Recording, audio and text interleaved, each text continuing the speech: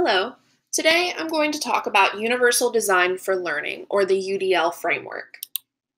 Before I begin, I would like to acknowledge that the majority of information in this presentation came directly from the Universal Design for Learning Guidelines, Full Text Representation version 2.0.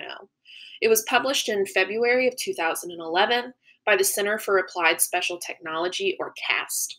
A full citation for this, as well as my other resources, can be found at the end of this video presentation. Before we talk about what UDL is, let's consider the goal of education. According to CAST, education should help turn novice learners into expert learners. And what UDL does is it provides a framework for creating lessons that meet the needs of all learners from the start, allowing equal opportunity for students to achieve expert learner status. So is UDL meant to address only students with disabilities or special needs? The answer to this is no. UDL is a framework that we can use to address the needs of all learners, whether they have a physical disability, a learning disability, are gifted and talented, or just simply have different interests, backgrounds, language skills, things like that. So UDL is meant to benefit all of our learners. So if the goal is to develop expert learners, what should those learners look like? According to CAST, expert learners are resourceful and knowledgeable, they are strategic and goal-directed, and they are purposeful and motivated. As we dive into the UDL framework, you should be able to see connections between these characteristics of an expert learner and the guidelines that create UDL. There are three primary principles of the UDL framework. 1, provide multiple means of representation. 2, we should provide multiple means of action and expression. And 3, we should provide multiple means of engagement. Another way to think about this is in terms of the what, the how, and the why of learning. So principle 1 deals with representation, which relates to the what of learning. So what content and information are we providing our learners with? Principle 2 deals with action and expression, which is the how of learning. How will students demonstrate understanding? How will they perform various learning tasks? Principle 3 deals with engagement, which is the why of learning. In order to fully engage our students, they need to have a clear idea of the purpose and relevance of the content. So as I said, UDL is broken into these three principles, but it goes into even more detail by providing 3 guidelines for each principle that break each principle down into even more detail for us. Finally, each guideline is then broken down into several checkpoints that provide us with examples and strategies we can use to ensure that we are meeting the needs of all of our learners. So let's dive into Principle 1, providing multiple means of representation. The 3 guidelines under Principle 1 are providing options for perception, providing options for language, mathematical expressions, and symbols, and providing options for comprehension. So Guideline 1 is all about perception, and according to CAST, key information must be made equally perceptible to all learners. The thing, though, is we don't all perceive information the exact same way, so we have to ensure that we're offering students different means by which to perceive information effectively. So one way to do that is to offer ways of customizing the display of information. Some examples of this are providing resources where students can modify the size of text, images, or other visual content. For example, using this PowerPoint, someone could change the color of text if that needed to happen. We also want to be able to modify the contrast between background and the text or images. Traditionally, we think of a light background with dark text. However, some learners may comprehend better with a dark background and a light text. We also want to make sure there are ways for them to Manipulate the speed or timing of video and animation. For example, something as simple as the pause button in a video and the ability to rewind and review offer students a second opportunity to process information. Checkpoint 2 is to offer alternatives for auditory information. Some examples would be providing captions or automated text-to-speech. Text-to-speech can be as simple as using a free website where a human voice is going to read the text for us. Provide captions or automated text-to-speech. We can also provide visual diagrams and charts or provide tactile equivalents for sound effects. Checkpoint 3 is offer alternatives for visual information. Again, we can provide text or spoken descriptions of visuals, and we can use physical objects and spatial models as well. Guideline 2, under the first principle, is provide options for language, mathematical expressions, and symbols. The first checkpoint is clarify vocabulary and symbols. Examples of this would be pre-teaching vocabulary and symbols instead of assuming that students already have that knowledge or trying to teach it later on in a lesson. We can also embed support for vocabulary within text, either by providing a glossary in a paper text or having features like rollovers where students can roll over a word with the mouse on a computer and a definition pops up. Checkpoint 2 is clarify syntax and structure. We can do this by making relationships between elements explicit for our learners, things like highlighting related ideas or using a concept map to demonstrate relationships.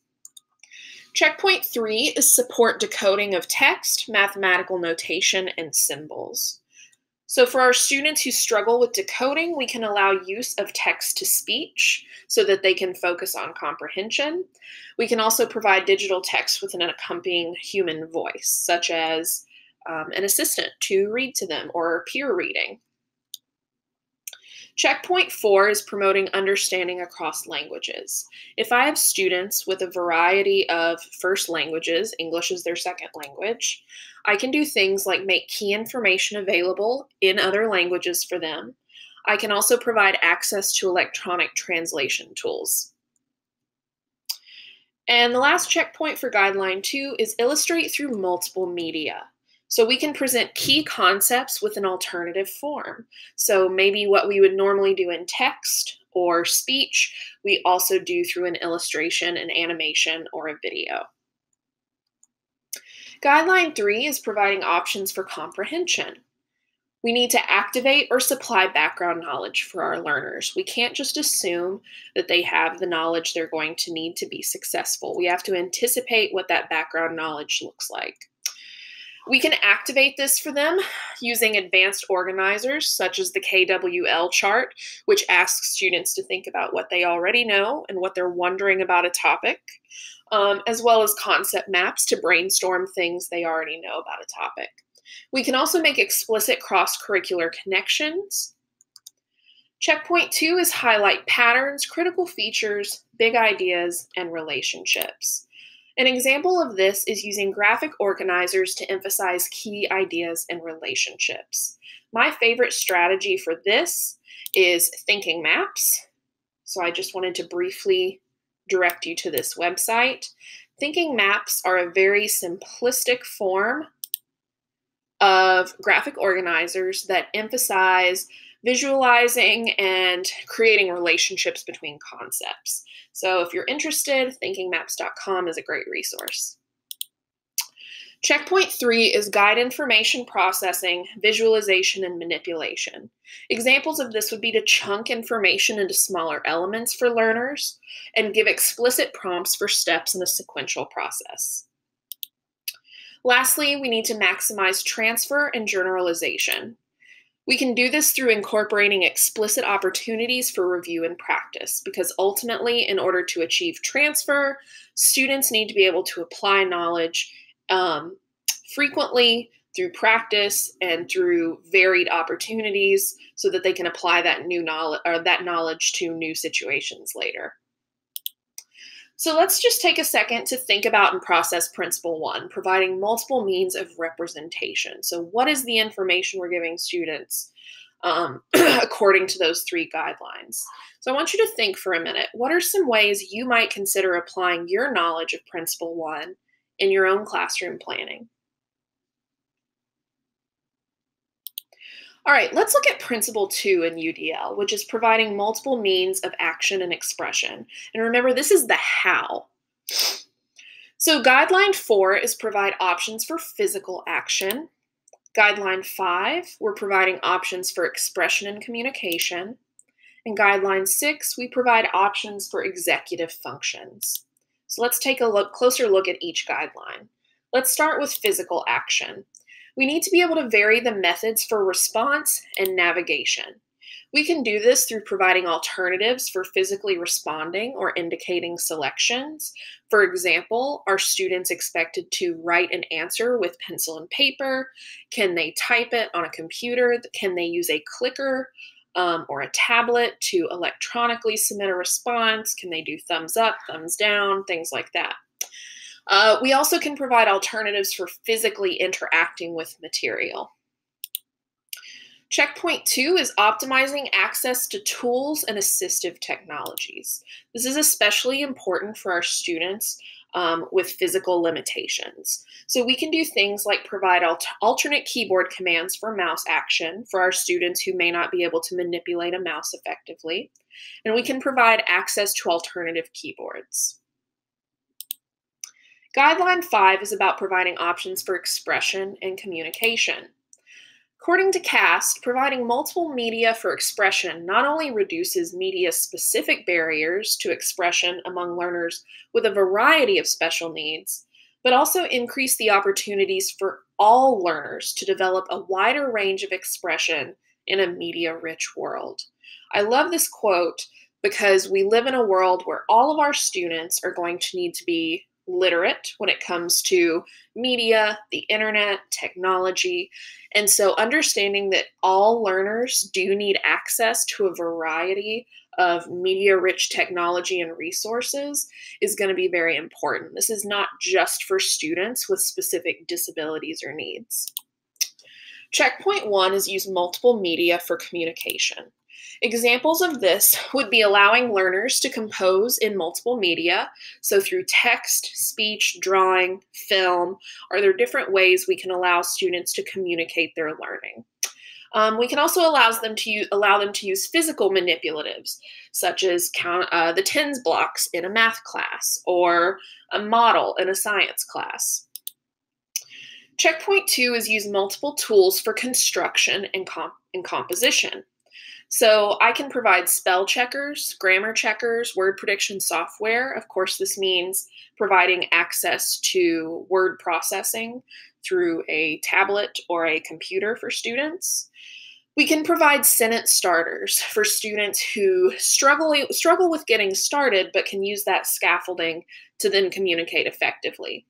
We can also provide story webs, outlining tools, or concept mapping tools. Again, this would be a great opportunity to work with something like thinking maps.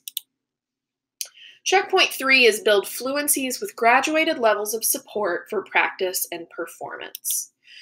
In order to do this, we can provide differentiated feedback customized to individual learners so that it doesn't feel generic and it's something they can actually apply to where they are specifically. And we can provide scaffolds that can be gradually released with increasing independence and skills. Guideline 6 deals with providing options for executive functions. The first checkpoint here is guide appropriate goal setting. We want students to be able to set their own goals, but we want to offer them guidance in order to be able to do this in an effective manner. So we can provide guides and checklists for scaffolding goal setting. So instead of asking them outright, what's a big goal for you? We give them the steps and the criteria they need to really be thoughtful through that process. We can also post goals, objectives, and schedules in an obvious place. We want to make sure students are aware of our classroom goals and objectives, timelines for things like assessments. That's going to help them be mindful of the goals they're going to set. Checkpoint 2 is support planning and strategy development. We can embed prompts for students to stop and think or to show and explain their work. Things like this promote them integrating these strategies into their own thinking. Checkpoint 3 is facilitate managing information and resources. We can provide templates for data collection and organizing information. We can provide checklists and guides for note-taking. And lastly, we should enhance capacity for monitoring progress. We can ask questions to guide self-monitoring and reflection. This could be verbal, written, in video, things like that. We can show representations of progress through data charts, process portfolios. I personally like using sticker charts with my students to track mastery, not grades, but mastery of content so that they can monitor their progress with that visual. So principle 2, we've looked at ways we can provide multiple means of action and expression. So take a minute and think, what are some ways you might consider applying your knowledge of principle 2 in your own classroom planning?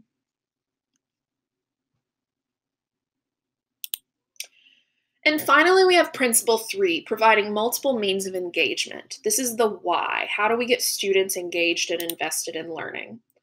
3 guidelines here: provide options for recruiting interest, provide options for sustaining effort and persistence, and provide options for self-regulation.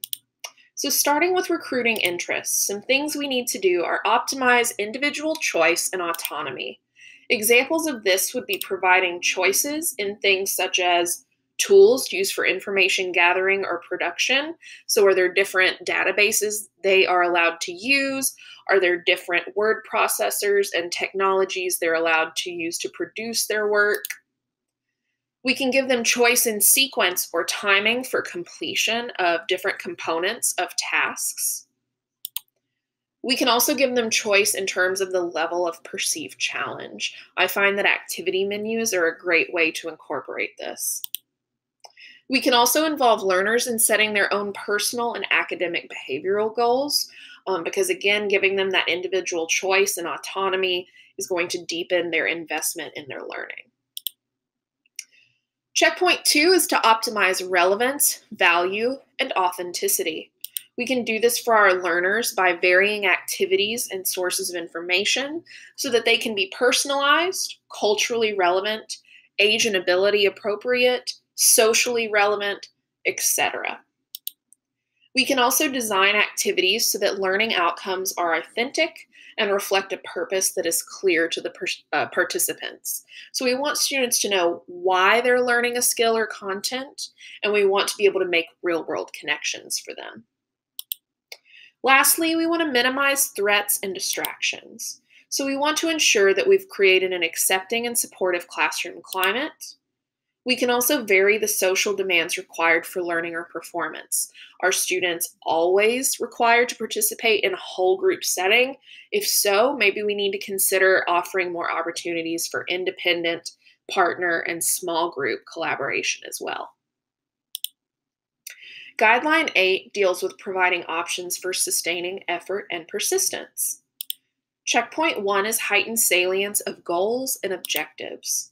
Examples of this would be displaying the goal in multiple ways and prompting learners to explicitly formulate or restate goals. So we want to make sure that the goals and the objectives are very present and real for our students. Checkpoint 2 is varying demands and resources to optimize challenge.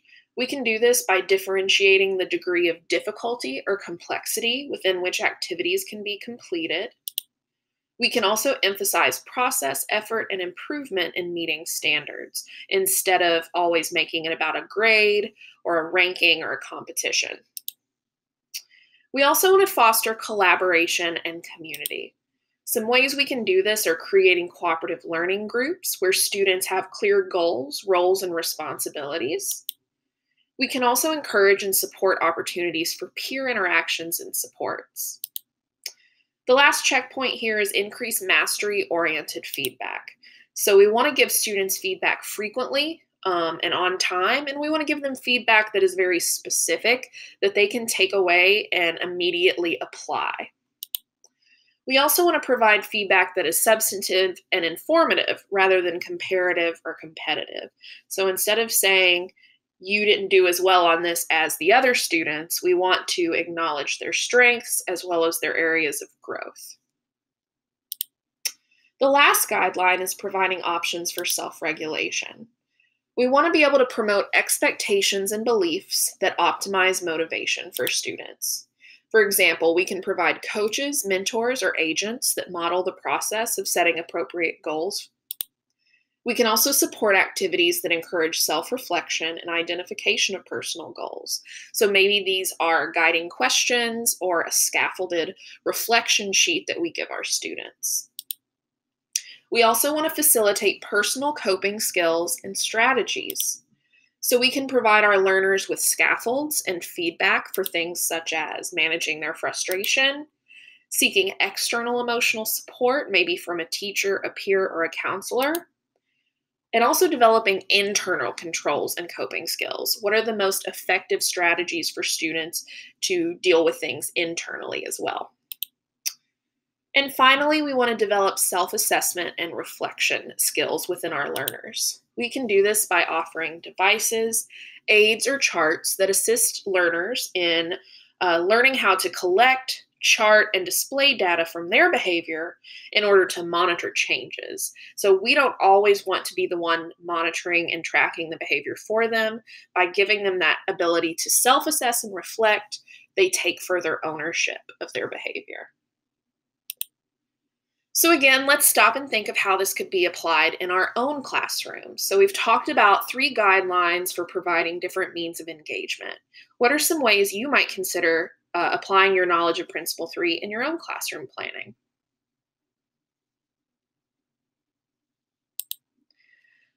I hope you enjoyed this presentation about the UDL framework. Here are my sources for the Universal Design for Learning guidelines, as well as the thinking maps. Thank you very much.